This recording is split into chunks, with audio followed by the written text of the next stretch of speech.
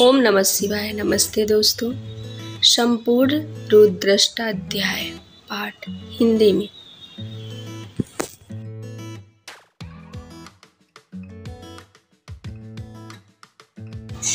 रुद्रष्टाध्याय इसे शुक्ल यजुर्वेदीय रुद्रष्टाध्याय भी कहते हैं।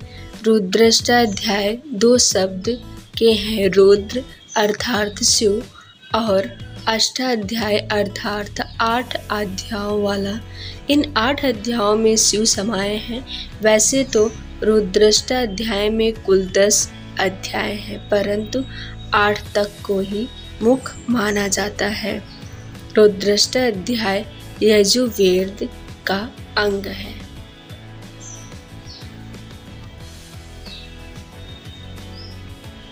और वेदों को ही सर्वोत्तम ग्रंथ बताया गया है।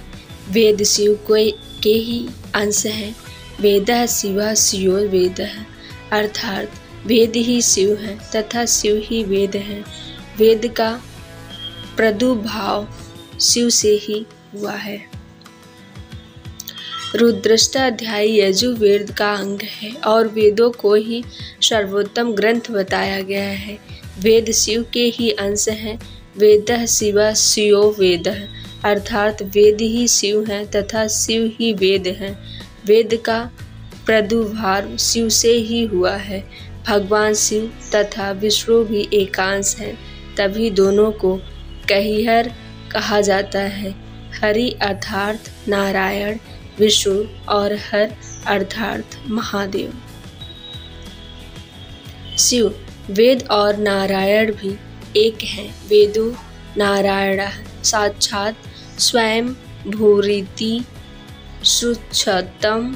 यदि कारण है कि भारतीय संस्कृति में वेदों का इतना महत्व है तथा इनके ही श्लोकों सूत्रों से पूजा, यज्ञ, अभिषेक आदि किया जाता है। भगवान शिव तथा विष्णु भी एकांश हैं, तभी दोनों को हरिहर कहा जाता है। हरि अर्थात नारायण, विष्णु और हर अर्थात महादेव। शिव, वेद और नारायण भी एक हैं। वेदो नारायणा साक्षात स्वयं भूरिति श्रुतम्। यदि कारण है कि भारतीय संस्कृति में वेदों का इतना महत्व है तथा इनके ही श्लोकों स्रोतों से पूजा, यज्ञ, अभिषेक आदि किया जाता है। शिव से ही सब है तथा सब में शिव का वास है।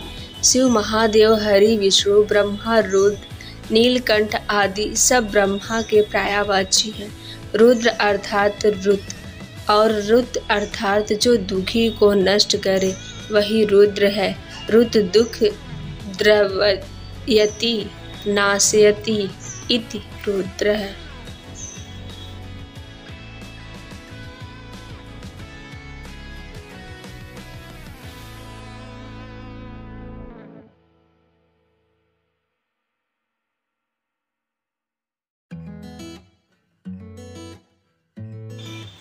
यह श्लोक बताता है कि रुद्र ही ब्रह्मा विष्णु हैं। सभी देवता रुद्रांश हैं और सब कुछ रुद्र से ही जन्मा है। इससे यह सिद्ध है कि रुद्र ही ब्रह्मा है, वह स्वयंभू है।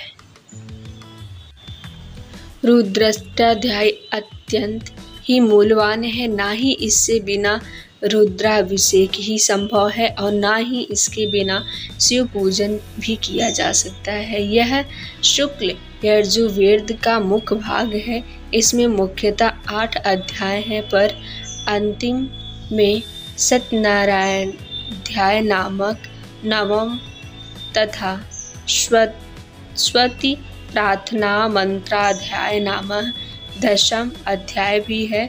इसके प्रथम अध्याय में कुल 10 श्लोक हैं तथा सर्वप्रथम गणेश वाहन मंत्र है। प्रथम अध्याय में शिव संकल्प युक्त है। द्वितीय अध्याय में कुल 22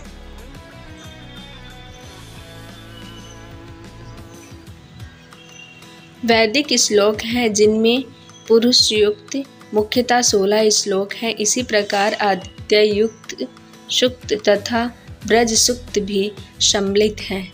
पंचम अध्याय में परम लाभदायक रुद्र सूक्त है। इसमें कुल 66 श्लोक हैं। छठे अध्याय के पंचम श्लोक के रूप में महान महामृत्युंजय श्लोक है। समस्त अध्याय में 7 श्लोकों की अर्चय स्तुति है। प्रायश्चित हवन आदि में इसका उपयोग होता है। अष्टम अध्याय को नमक चमक भी कहते हैं, जिसमें 24 श्लोक हैं।